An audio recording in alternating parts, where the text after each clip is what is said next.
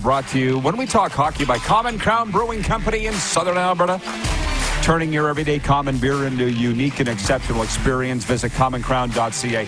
I'm very happy that this guy could fit us in. Alan May, an absolute gem. And I'm going to tell you in a few moments another reason why. But Al, you're going to be working overtime, baby. The Caps have made the playoffs. Literally, brother, did you see this coming? You know, I'm kind of lucky in what I did see, and I said it on my opening broadcast this season, I said it all season long, that it would go down until the very last game of the season, whether or not they made the playoffs. And that was my way of hedging my bets, because I really wasn't all in and believing it, because this team would spike. It was just all over the place. It was so far down, they would get bounced in these games, and then they'd elevate their play, and they'd go on a little bit of a tear. I said they're like 7-game wonders, and there's 7 games of just absolute pure negative chaos in the way they play, and it was just like that all season long.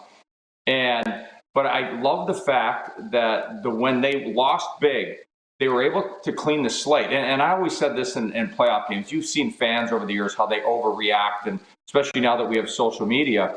Their team loses the playoff game. They get trounced. And I've been in one of those games where my team was trounced, and then we won the next 4 games of the series convincingly.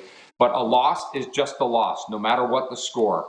And whether it's at home or on the road, and you know, the guys who do print media, social media, whatever you want to call it, they make a big deal out of it. But when you can get a coaching staff to get his older players and his younger players on the same page, all right, it was just a bad game. And they'd go back out and they'd be a defensive wonder. They'd be physical. So it's been crazy how they've done it. But I really think the way they pull together in these last 5 games to be all-out defense, pure physical play, shot blocks, you name it, and they earned their way in. So I heard you using the word fraud before about some teams. I don't think any team that makes the playoffs is a fraud. Yeah, me either. And by the way, after what Florida did to Boston last year, anything can happen. The biggest upset in NHL history. And so it's Caps Rangers. That's confirmed, right? That's pretty David Goliath. Well, it is. But the Caps this year were 2-2 with the Rangers. And they smacked them one time. They got smacked in the December 27th game. And that's the game where you're not allowed to fly in after the Christmas break, after the holiday break. You fly in on the morning of the 27th. They had a disaster of a travel day that morning. And when you've been doing something your whole life, as these athletes have, you become such a creature of habit. So you're flying in, then you've got a bus from Newark. That takes an hour sometimes. And it doesn't sound like a lot to people, but when you're used to being in a hotel bed the night before, whether it's at 10 p.m. or you're getting there at 2 a.m. From another city, then you go through that routine the next day. So it kind of messes with your routine. So I really liked how they played the Rangers this year. I love the David Goliath matchup, because I think it really dials you in on what you have to do to be successful.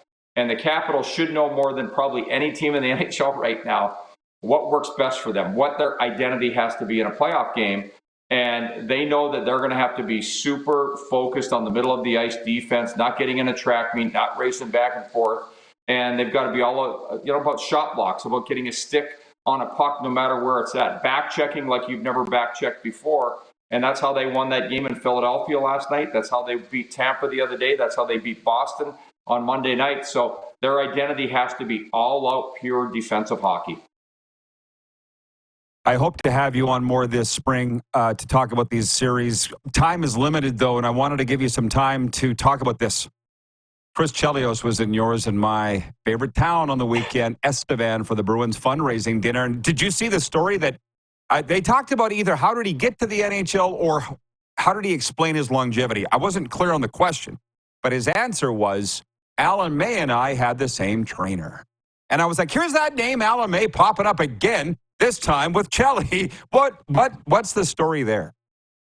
So years ago, my agent, Ron Seltzer, lived in Manhattan Beach, California, and he used to thought I was too serious. He goes, you weightlift 7 days a week, you're always training, you don't enjoy your life. I want you to come out here.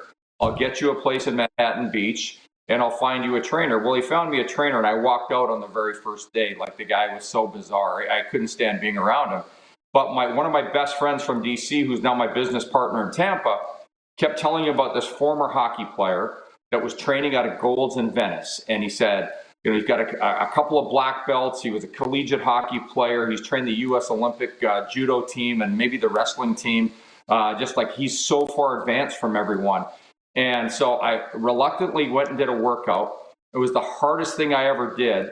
And then he showed me the plan that he had for me. So I was his first guy, his first pro athlete. He hated the celebrities, but they pay a lot. So I went in and it was that summer I went into the dressing room. I don't know if it was that. No, it was the next summer. I was in the second summer I was there. Went into a dressing room to skate with all the LA Kings guys and all the guys that skate in LA in the summer. And when I took my clothes off, the guys flipped out. They're like, they had no idea, like the kind of physique I had at the time. And they're like, how is this possible? And I said, it's drug-free. I learned how to eat. And this trainer I have, so I said, you should come and work out with me. So the next day, 3 guys came and worked out with me. 2 guys we never saw in the gym ever again. It hurt them so bad. But Cheli was, I probably beat him by, if the score was, up to 10, I got a 9, he got a 1 in that first workout because it was so difficult. But I had been doing this already for 3 months. And it was so far ahead of its time, and players weren't doing it. And I talk a lot of crap to Cheli while we were doing this. He's a highly competitive guy.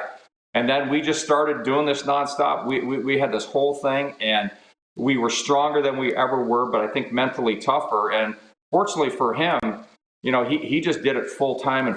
I had a different role in my career. So, sooner or later, the time was going to run out on me. But old defensemen that know how to play the game and are as competitive as him. So Cheli and I did that. We've always had that bond. So I still go back to California, and when I'm out there visiting my daughter, I go train every morning with my trainer at 5 a.m. And I usually send Cheli the pictures that I'm still the heavyweight champ of all of these workouts. And been a lot of NHL players over the years that have gone and worked out with these guys, but no one did it longer than Cheli, and no one looks better than Chris Chelios at his age. He's just absolutely fantastic and an incredible guy and an ambassador for the game of hockey. Oh, yeah. People just think that it's a coincidence. These guys look so great at their age. No. There's some work behind this, Al. And I always bring you on. I ask you questions that you would have no clue where they're coming from. And this was the latest. So I was reading that on the weekend. I'll send you the article if you haven't read it on Cheli crediting this guy that you'd worked out with as well. So, yeah. And we'll come back. Hey, your dream Stanley Cup final, if it's not Washington, who is it? Oh, that's a tough one right now. You know what? I think there's going to be some big upsets in these playoffs and teams that have been written off. And I actually think the Toronto Maple Leafs are going to shine in these playoffs because they finally have a gritty team. They'll win the first round, I believe. But when you put me on the spot like that, it's so tough. I'm from Edmonton. I love Connor McDavid. I want the Edmonton Oilers in the finals. And I kind of wouldn't mind seeing, if it's not the Capitals, the Lightning or the Panthers. Because I think you're close. You're close. Yeah. Well, the Panthers, what I love about the Panthers, they are must-watch TV every night because some nights they can play like pure thugs, and I love it. I love the pushing and the shoving, the fighting, the animosity in every game, the WWE type of, antics and tactics that go on. But I just think it's so emotional the way they play, and I'm so happy that they're playing Tampa in these playoffs. I think they'll set some penalty minute records for a 6 or 7 game series. But I really do. I love watching the Panthers play because they can play any style of hockey. So I'll go with you. I want to come down to Fort Lauderdale and watch some hockey with you. So if it were the Oilers and those guys, if it's not my Caps, shocking the world, I will be down there watching some games with you.